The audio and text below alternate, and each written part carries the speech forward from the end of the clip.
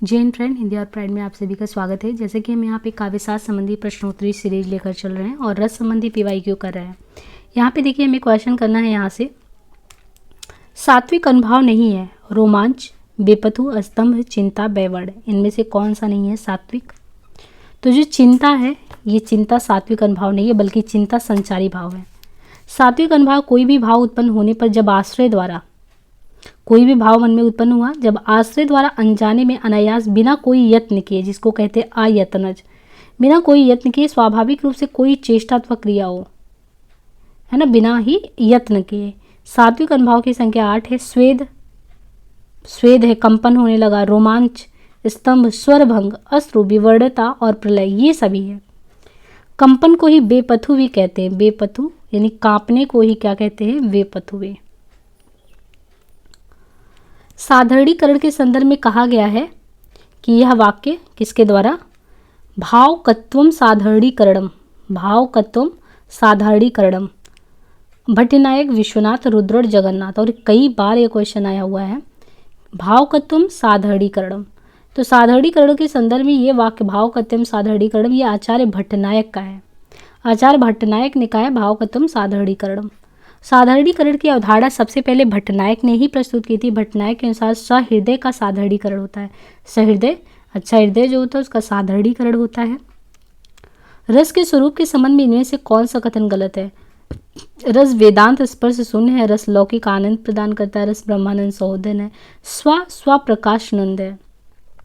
तो रस के स्वरूप के संबंध में रस लौकिक आनंद प्रदान करता नहीं है, गलत है। रस से वस्तुतः अलौकिक, लौकिक तो यही का है, अलौकिक। रस वेदांतर स्पर्श शून्य है, अलौकिक आनंद की प्राप्ति करता है। रस ब्रह्मानंद सहोदर है, रस स्वप्रकाशानंद है, रस के स्वरूप के संबंध में सही है। निम्नलिखित में सात्विक अनुभाव नहीं है, कौन सा नहीं है सात्विक अनुभाव? तो इसमें से देखिए अपस्मार जो है वो नहीं है सात्विक अनुभाव, बल्कि सात्विक अनुभाव की संख्या 8 है। स्तंभ, स्वेद, रोमांच, स्वरभंग, कंप, बैवड़, अश्रु, प्रलय। निम्न में से किस रस का स्थायी भाव विस्मय है? तो अद्भुत रस का स्थायी भाव विस्मय है। श्रृंगार, रति, करुण का शोक, हास्य का हस, वीर का उत्साह, भयानक का भय, रौद्र का क्रोध, शांत का निर्वेद, विभत्स का जुगुप्सा, घृणा। इनमें से किस हिंदी आलोचक ने साधारणीकरण की व्याख्या की है? साधारणीकरण के प्रणेता आचार्य भट्टनायक है, हिंदी में डॉक्टर नगेंद्र ने, हिंदी में डॉक्टर नगेंद्र ने। वैसे तो भट्टनायक ने किया है, बाकी डॉक्टर नगेंद्र ने हिंदी में किया है और उसको व्याख्यायित भी किया है कि कवि की भावना ही साधारणीकरण है। आचार्य शुक्ल ने आलम्बन धर्म का साधारणीकरण, आलम्बन धर्म का साधारणीकरण माना है। श्याम सुंदर दास ने भावक या पाठक को साधारणीकरण माना है। रस के 3 पक्ष होते हैं, निम्नलिखित में से कौन सा एक विकल्प गलत है? प्रपानक, रस का सहृदय द्वारा आस्वाद, रस की निष्पत्ति, रस की स्थिति। तो प्रपानक आस्वाद प्रश्नगत विकल्प में गलत है। रस के 3 पक्ष होते हैं, रस का सहृदय द्वारा आस्वाद, रस की निष्पत्ति, रस की स्थिति। रस की निष्पत्ति, स्थिति, सहृदय द्वारा आस्वाद। राम रावण युद्ध में राम रावण पर क्रोध करते हैं, तो रावण राम के क्रोध का रिक्त स्थान की पूर्ति में बताना है कि राम रावण युद्ध में राम रावण पर क्रोध करते हैं, तो रावण राम के क्रोध का क्या बनता है? तो यहाँ पे देखिए आलम्बन विभाव होगा। राम रावण युद्ध में राम रावण पर क्रोध करते हैं, तो रावण राम के क्रोध का आलम्बन विभाव। उद्दीपन का अर्थ उद्दीप्त करना या बढ़ाना। संचारी भाव का अर्थ संचरण करने वाले भाव। आलम्बन उद्दीपन के कारण शरीर में जो होने वाले हलचल संचारी भाव हैं। अनुभाव आलम्बन उद्दीपन विभाव के कारण उत्पन्न भाव को बाहर प्रकाशित करने वाले कार्य अनुभाव कहलाते हैं। भरत मुनि ने 4 मूल रस माने हैं, वीर, अद्भुत, श्रृंगार, रौद्र। दिए गए विकल्पों में अद्भुत रस जो है भरत मुनि द्वारा मूल रस नहीं है, बल्कि इसे गौड़ बताया गया। इसके तहत करुण, हास्य, भयानक भी। मूल रस के तहत वीर, श्रृंगार, रौद्र, विभत्स आदि। या भरत ने नाट्यशास्त्र में 4 मूल रस तथा 4 गौड़ रस, कुल 8 रस बताए हैं। अतिरिस बोले वचन कटोरा, कहु जड़ जनक धनुष के तोरा, बेग दिखाओ मूड न तो आजू, उल्टो मही जई लगी तब राजू। इस काव्यांश में कौन सा रस है? भयानक, वीर, रौद्र, अद्भुत।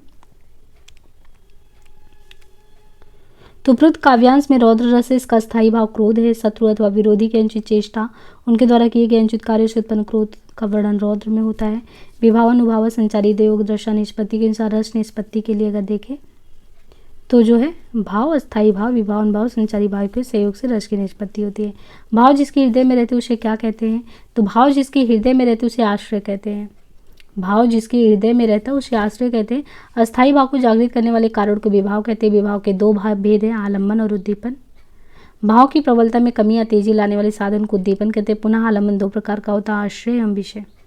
जिसके हृदय में रस की उत्पत्ति होती है उसे आश्रय कहते हैं, जिसके लिए होती है उसे विषय कहते हैं। रस निष्पत्ति में भुक्तिवाद की अवधारणा का संबंध किससे है? रस निष्पत्ति में भुक्तिवाद की अवधारणा का सिद्धांत भट्ट नायक से है। भट्ट लोलट उत्पत्ति या आरोपवाद, भट्ट शंकु कन्मितिवाद, अभिनव गुप्त अभिव्यक्तिवाद। सात्विक अनुभाव कितने प्रकार के होते हैं? तो 8 प्रकार के सात्विक होते हैं। स्तंभ, स्वेद, स्वरभंग, वेपथु, वेपथु कंपन, वैवर्ड्य रंग का उड़ जाना, वैवर्ड्य यानी रंग का उड़ जाना। तो कभी स्तंभ, स्वेद, स्वरभंग, कंपन हुआ, रंग उड़ गया, वैवर्ड्य, अश्रुपात, रोमांच, प्रलय। करुण रस का स्थायी भाव क्या है? तो करुण रस का स्थायी भाव शोक, क्रोध, रौद्र का, रति, श्रृंगार का, निर्वेश, शांत का। निम्नलिखित में से संचारी भाव कौन सा है? तो दिए गए भाव में ग्लानि, जो ग्लानि होता है ये ग्लानि, ये ग्लानि संचारी भाव। संचारी भाव की संख्या 33 है। ज्ञातापूर्वक संचारी भाव किसी न किसी रूप में प्रकट होते हैं। क्षणिक का अस्थायी पर आश्रित होते हैं। विभाव निभावस व्यभिचारी संयोग दशा निष्पत्ति इस भरत मुनि के द्वारा। नाट्यशास्त्र, इनमें कुल 36 अध्याय। पंचम वेद, भरत मुनि ने 10 गुण, 10 दोष, 4 अलंकार, 4 अलंकार में यमक, उपमा, रूपक, दीपक। भरत मुनि ने नाटक में कितने रस माने हैं?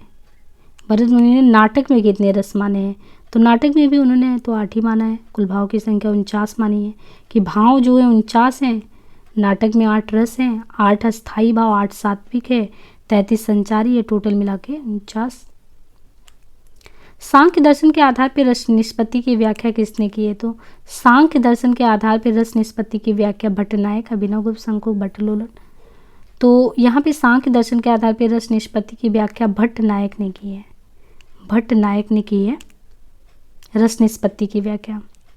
आचार सिद्धांत दार्शनिक जो भी है, शंकु कन्मितिवाद, अभिनव गुप्त अभिव्यक्ति, भट्ट लोलट उत्पत्ति आरोप। बाकी न्याय दर्शन, शैव दर्शन, मीमांसा। वीर रस का स्थायी भाव अगर देखें तो वीर रस का जो स्थायी भाव उत्साह होता है, जहाँ पर उत्साह जनित भाव को लेकर कोई काम किया जाए, वीर रस की सृष्टि होती है। वह मुश्कानी, वह मृदु बतरानी, वह लड़कीली, बानी आनी उर्मे आरत। इन पंक्तियों में वियोग की कौन सी दशा है? तो ये स्मृति की है। बाकी 8 प्रकार के जो आपको आचार्य रामचंद्र शुक्ल ने वियोग की, अच्छा रामचंद्र शुक्ल जो हैं वो वियोग की जो 10 दशा का वर्णन करते हैं कि वियोग 10 प्रकार का है। वियोग में 10 स्थितियां क्या क्या हो सकती हैं? अभिलाषा, चिंतन, स्मृति। अभिलाषा, चिंतन, स्मृति, गुण कथन, उद्वेग, प्रलाप, उन्माद, ज्वर, जड़ता, मरण। मनहु कला ससभान कला 1600 बनिए। इस पंक्ति में रस कौन सा है? तो श्रृंगार रस है। मनहु कला ससिभान कला 1600 बनिए। इस पंक्ति में श्रृंगार रस है। काव्य में जो आनंद आता है वही काव्य का रस है। काव्य में आने वाले आनंद अर्थात रस लौकिक न होकर अलौकिक होता है। रस काव्य की आत्मा होती है। आश्रय की वो सूक्ष्म मानसिक क्रियाएं जो स्वयं उत्पन्न होती हैं, चाहने पर भी रोकी नहीं जा सकती, क्या कहलाती हैं? बस सात्विक अनुभव कहलाती है। आश्रय की वो सूक्ष्म मानसिक क्रिया जो स्वयं उत्पन्न होती हैं, चाहने पर भी आप रोक नहीं सकते, सात्विक होती हैं। स्तंभ, स्वेद, रोमांस, स्वरभंग, कंप, वैवर्ड, अश्रु, प्रलय। चित्र तुरंग न्याय की अवधारणा का उपयोग किस आचार्य ने रस निष्पत्ति की व्याख्या में की है? तो देखिए चित्र तुरंग न्याय कई बार इसके पहले भी आया है। इस अवधारणा का उपयोग आचार्य शंकुक ने किया था। शंकुक, आचार्य शंकुक का नाम है नाम जो है चित्र तुरंग न्याय की अवधारणा से जोड़ा जाता है कि उन्होंने व्याख्या की थी। भट्ट नायक ने रस को सबसे पहले ब्रह्मानंद सहोदर कहा था। तो भट्ट नायक ने रस को ब्रह्मानंद सहोदर और शंकुक के द्वारा चित्र तुरंग न्याय की अवधारणा का उपयोग आचार्य शंकुक ने किया था। आचार्य रामचंद्र शुक्ल के अनुसार साधारणीकरण किसका होता है? तो साधारणीकरण किसका होता है? तो रामचंद्र शुक्ल के अनुसार साधारणीकरण आलम्बन धर्म का होता है। डॉक्टर नगीन के अनुसार कवि की अनुभूति का साधारणीकरण होता है। देखिए डॉक्टर नगीन तो कहते हैं कि कवि का अनुभूति जो होता है ना, कवि की अनुभूति, उसका साधारणीकरण होता है। शुक्ल के अनुसार साधारणीकरण आलम्बन धर्म का होता है। नगेंद्र कहते हैं अनुभूति का होता है। श्याम सुंदर कहते हैं कि सहृदय के चित्त का होता है। भट्ट नायक कहते हैं विभावादि का होता है। हिमाद्री तुंग सिंह से प्रबुद्ध शुद्ध भारती, ये जो है इसमें कौन सा रस है? तो इसमें वीर रस है ना। उत्साह नामक स्थायी भाव जागृत हो, वीर रस। इनका रंग वर्ण हेमवर्ण है। आश्रय की वे चेष्टाएं जिनसे हृदयगत भावों की सूचना प्राप्त हो, क्या कहलाती है? तो आश्रय की वो चेष्टा जिनसे हृदयगत भावों की सूचना प्राप्त हो। अनुभाव कहलाता है। आश्रय की वो चेष्टा जिसमें हृदयगत भावों की सूचना प्राप्त हो, अनुभाव कहलाता है। सामाजिक हृदय में स्थित अस्थायी भाव को आस्वादन के योग्य बनाने वाले कारण को विभव, जो भाव विशेष रूप से स्थायी भाव की पुष्टि के लिए तत्पर हो और स्थायी भाव के तहत आविर्भूत व तिरोहित हो। विभाव संचारी, अविरुद्ध या विरुद्ध भाव जिसे न छिपा सके। तू दयाल, तू दीन है, तू दानी है, तू भिखारी है, प्रसिद्ध पात की तू पाप है, पुजारी है। ये जो पंक्तियां हैं वो किनके द्वारा हैं? तो भक्ति रस की ये पंक्तियां इस रस के प्रतिष्ठापक है। रूप गोस्वामी। भक्ति रस का स्थायी भाव ईश्वर विषय का रति, जहाँ ईश्वर के प्रति प्रेम या अनुराग का वर्णन किया जाए वहाँ भक्ति रस। अद्भुत रस का स्थायी भाव विस्मय तथा रंग, पीत वड़े एवं देवता गंधर्व। शांत रस का स्थायी भाव निर्वेद। अनुभाव को कितने भागों में विभाजित किया गया? तो कायिक, वाचिक, आहार्य, सात्विक। भरत मुनि ने अपने नाट्यशास्त्र में संचारी भाव की कितनी संख्या मानी है? तो 33 संचारी भाव की संख्या मानी है। हम हरि के यहाँ पाइन परियो प्यारो, ले उजहू कियो तेरा तेरो। तो इसमें अगर देखें तो बिहारी द्वारा रचित उक्त पंक्ति में विप्रलंब यानी वियोग श्रृंगार है। भरत मुनि और रस प्रक्रिया के 4 व्याख्याकारों में से निम्न में से कौन नहीं है? भट्ट, लोलट, भट्ट नायक, शंकुक, भामा। तो भरत मुनि और रस प्रक्रिया इनके 4 व्याख्याकार दिए गए हैं। इनमें से बताया गया है कि इनमें से कौन नहीं है। तो भामा जो है भरत मुनि और रस प्रक्रिया के 4 व्याख्याकारों में नहीं है, क्योंकि भामा जो है अलंकार संप्रदाय के हैं। और भट्ट लोलट हैं, भट्ट नायक हैं, भट्ट शंकुक। 3 लोगों में तो भट्ट ही लगा है। भट्ट लोलक हो गए, शंकुक हो गए, नायक हो गए। तो भट्ट, शंकुक, नायक, लोलक, अभिनव गुप्त, ये सभी जो है भरत मुनि रस प्रक्रिया के तहत आते हैं। रस की साधन सामग्री के 4 प्रमुख अवयवों में से कौन सा नहीं है? विभाव, संचारी भाव, अनुभाव, प्रश्न भाव तो नहीं है। अनुमतिवाद के प्रतिपादक आचार्य कौन है? अनुमति किसने दिया था? अनुमति अगर देखें रससूत्र में तो रससूत्र के 4 व्याख्याता एवं उनके सिद्धांत एवं दर्शन यहाँ दिए गए। तो अनुमति के प्रतिपादक आचार्य कौन है? तो अनुमति दी गई थी शंकुक के द्वारा, जिनका हम लोग चित्र तुरंग है अभी पढ़ रहे थे। न्याय, अनुमति कैसे मिलेगी? न्याय के साथ अनुमति दी गई। तो अनुमति शंकुक के द्वारा न्याय दर्शन, भट्ट लोलट उत्पत्ति आरोप, भट्ट लोलट के द्वारा उत्पत्ति आरोप मीमांसा, भट्ट नायक भुक्ति या भोगवाद सांख्य, अभिनव गुप्त अभिव्यक्तिवाद शैव। निम्नलिखित में रस संप्रदाय का आचार्य किसे माना जाता है? तो दिए गए आचार्य में विश्वनाथ को रस संप्रदाय का आचार्य माना जाता है, कुंतक, वक्रोक्ति के, क्षेमेंद्रौचित के। निम्नलिखित में श्रृंगार रस की दृष्टि नायक का कौन सा भेद नहीं है? तो सठ दक्षिण अनुकूल, तो इसको हमने पहले पढ़ा था, अनुकूल सठ दक्षिण। तो श्रृंगार रस की दृष्टि से नायकों में धीर, प्रशांत, नायक भेद नहीं है। शेष अनुकूल सठ दक्षिण की दृष्टि नायक के भेद है। एक अन्य भेद दृष्ट भी है, तो हम लोगों ने देखा था कि सठ है, दक्षिण है, श्रृंगार है, दृष्ट है। बाकी धीर, प्रशांत, धीर ललित, धीरोदात्त, धीरो, ये भेद नाटक के हैं। ये भेद आचार्य भरत मुनि ने किए हैं। तो जब श्रृंगार रस की दृश्य नायकों में देखा जाएगा तो ये नायक के भेद नहीं है। वहाँ पे तो अनुकूल सठ दक्षिण, यहाँ पे नीचे धीर, प्रशांत, धीर ललित, धीरोदात्त, ये सभी हैं। नैनो का नयन से गोपन प्रिय संभाषण में कौन सा रस है? तो नैनो का नैनो से गोपन प्रिय संभाषण उक्त पंक्ति में श्रृंगार रस की निष्पत्ति है। दाम्पत्य प्रधान प्रेम भाव की जागृति, श्रृंगार रस इसका स्थायी भाव रहती है। श्रृंगार रस के 2 भेद होते हैं, संयोग श्रृंगार, वियोग या प्रेम। श्रृंगार को रसराज भी कहते हैं। निम्नलिखित में से कौन सा सुमेलित नहीं है? श्रृंगार रति, हास, करुण का शोक, रौद्र का क्रोध, वीर रस का उत्साह, भयानक भय, विभिन्न युक्ता, शांत निर्वेद, अद्भुत विस्मय, वात्सल्य, वात्सलता। निम्नलिखित में से कौन सा संचारी भाव नहीं है? तो रोमांच संचारी भाव नहीं है, बल्कि रोमांच सात्विक अनुभाव का भेद है। इसके 8 भेद हैं, स्तंभ, स्वेद, रोमांच, बेपथु, वैवड, अश्रु एवं प्रलय, अचेतन, उन्माद, गर्व। संचारी भाव का अर्थ संचरण करने वाले जो भाव विशेष रूप से होते हैं वही होते हैं। 33 सब माने गए हैं। शुक्ल जी ने 35वां चकपकाहट को माना है, परंतु वास्तविक संख्या तो 33 ही है। विभाव के भेद, तो विभाव के भेद आलंबन और उद्दीपन है। आलंबन जिसके हृदय में रति भाव प्रकट हो उसे आलंबन कहते हैं। नायक को देखकर नायिका के हृदय में रति का भाव उत्पन्न हो यह नायक आलंबन है। उद्दीपन नायिका और नायक के प्रेम में सहायता पहुंचाने वाले तत्व उद्दीप्त करने वाले होते हैं।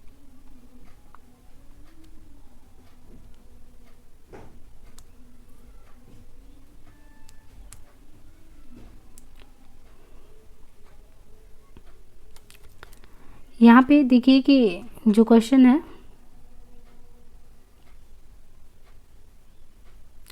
तुलसी रघुवीर प्रिया श्रम जानी है ना। तो यहाँ पे हमको जो क्वेश्चन देखना कि विभाव के भेद, यहाँ पे देखना था कि जो विभाव के भेद है, आश्रय और आलम्बन, आश्रय और उद्दीपन, आलम्बन उद्दीपन, अनुभाव संचारी। तो विभाव के भेद जो होते हैं आलम्बन और उद्दीपन है। आलम्बन मतलब कि आलंबित, जिसके हृदय में रति भाव प्रकट हो। आलम्बन, नायक को देखकर नायिका के हृदय में रति का भाव प्रकट हुआ, तो यहाँ नायक आलम्बन है। उद्दीपन, नायिका और नायक के प्रेम में सहायता पहुँचाने वाले तत्व उद्दीपन है। तुलसी रघुबीर प्रिया सम जाने है, बैठी विलंब लोकंटक काढ़े, जान की नाह को नेह लख्यो, पुल की तानवार बिलोचन बाढ़े। यहाँ कौन सा रस है? तो ये जो पंक्ति दी गई इसमें श्रृंगार रस है। श्रृंगार रस का स्थायी भाव रति है, जहाँ पर रति स्थायी प्रिय के संयोग से परिपुष्ट होकर संचारी होता है, और करुण रस इस रस में शोक स्थायी भाव परिपुष्ट होकर रसत्व का ग्रहण करता है। रोमांच किस तरह का अनुभव है? रोमांच सात्विक अनुभव है। सात्विक में 8 है। स्तंभ, स्वेद, रोमांच, स्वरभंग, कंप, विवर्ता, अश्रु, प्रलय।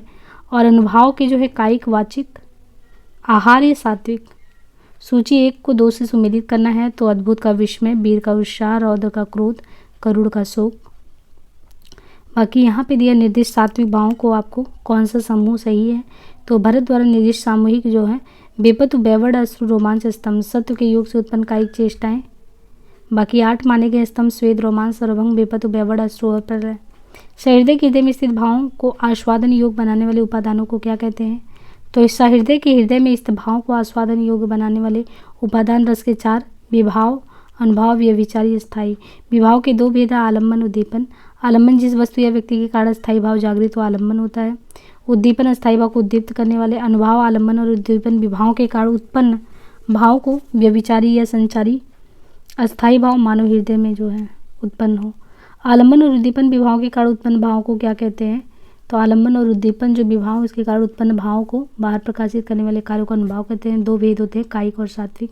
विभाव जो व्यक्ति पदार्थ अथवा बाह्य विकास अन्य व्यक्ति के भाव में देख करे वो आलम्बन उद्दीपन। संचारी 33 है। अस्थायी जो भाव चिरकाल तक चित्त में स्थिर रहता है, जिसे विरुद्ध या विरुद्ध भाव दबा नहीं सकता, विभावदी, वो जो है अस्थायी। भाव की संख्या टोटल 9 है। रस सूत्र, विभाव, अनुभाव, व्यभिचारी, संयोग, दशा, निष्पत्ति। रस सूत्र में अगर देखें तो ये भरत मुक्तिकृत नाट्य शास्त्र में आया। उस सूत्र में भरत मुनि ने बताया कि अस्थायी भाव, विभाव, अनुभाव, संचारी भाव के संयोग से रस की निष्पत्ति होती है। साहित्य दर्पण में आचार्य विश्वनाथ ने वाक्यम रसात्मकम काव्यम सूत्र दिया है। रस गंगाधर में पंडित राज जगन्नाथ ने रमणीयार्थ प्रतिपादक शब्द काव्यम सूत्र दिया है। 10 रूपक धनंजय कृत नाटक के 10 रूपों का लक्षण है। भट्ट नायक का भुक्तिवाद किस दर्शन पर आधारित है? तो भट्ट लोलट उत्पत्तिवाद, मीमांसा, शंकुकन्मति न्याय। भट्ट नायक भुक्तिवाद, सांख्य, अभिनव गुप्त अभिव्यक्तिवाद। श्रृंगार रस का स्थायी भाव क्या है? श्रृंगार रस का स्थायी भाव रति है, अन्य सभी माधुर्य, संयोग, वियोग असंगत है। सहृदय की अवधारणा किस संप्रदाय से संबंधित है? सहृदय सामाजिक तथा साधारणीकरण की अवधारणा रस से संबंधित है। तो यहाँ पे हमने टोटल जो है 50 क्वेश्चन और मतलब 600 क्वेश्चन तक कर लिए हैं। बाकी हम नेक्स्ट वीडियो में देखेंगे, अभी ये कंटिन्यू चलता ही रहेगा, है ना। और यहाँ पे देखिए 2-3 क्वेश्चन और भी बचा है, 2 क्वेश्चन इससे और बचा है रस से। रामचंद्र शुक्ल ने निम्नलिखित में से किस पर ज़्यादा बल दिया है? रस सिद्धांत पे, ध्वनि सिद्धांत पे, अलंकार पे, रीति पे। तो रामचंद्र शुक्ल ने ज़्यादा रसवादी आचार्य थे, तो रस सिद्धांत पर इन्होंने ज़्यादा ही जोर दिया है। कुरुक्षेत्र कविता में मुख्य रस कौन सा है? तो रामधारी सिंह दिनकर कृत कुरुक्षेत्र में वीर रस का प्रयोग हुआ है, जबकि श्रृंगार, करुण, वात्सल असंगत है। तो आज के लिए इतना ही। हिंदी आवर प्राइड करके टेलीग्राम है ना, हिंदी आवर प्राइड, वहाँ से आप जुड़कर PDF प्राप्त कर सकते हैं। बाकी लाइक शेयर सब्सक्राइब करना नहीं भूलें और सीरीज को प्लीज़ कंटिन्यू देखें और अपनी तैयारी को इनहेंस करें। सो आज के लिए इतना ही, धन्यवाद।